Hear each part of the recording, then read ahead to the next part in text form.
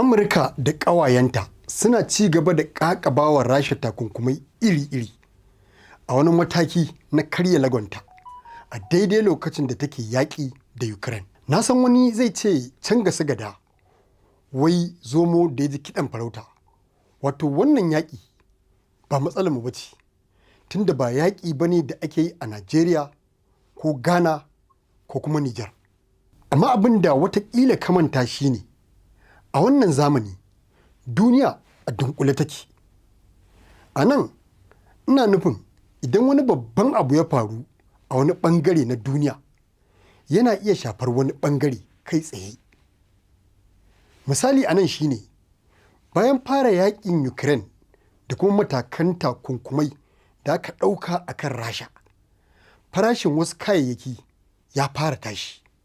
Farashin ɗanyen man fetur ya yi tashin da ya daɗe bai yi ba. Ya tashi daga dala 90 zuwa dala 130 a kan kowace gangar mai. Iskar gas da kuma takin zamani su ma yaƙin ya fara tasiri a kansu.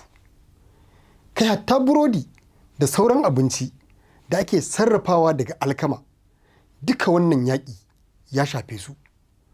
Saboda ƙasashen Rasha da Ukraine suna sahun gaba a jerin ƙasashen da ke noman alkama a duniya.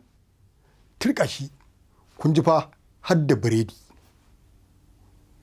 Ga mata da ƙila suke ganin su ma yaƙin bai shafe su ba, to su sani cewa yanzu haka farashin ɗanyen gwal ya tashi.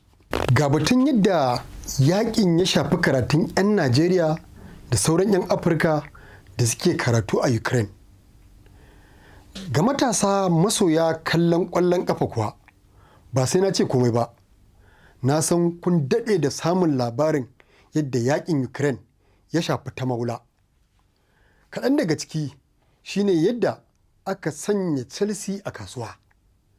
Ga kuma matakin dakatar da Rasha daga shiga gasar cin kofin duniya wadda za a yi bana a ƙasar Qatar. Babbar tambayar a nan ita ce, ta wace hanya kuke gani za a kawo ƙarshen wannan yaƙi da ke nema ya zama gyambo?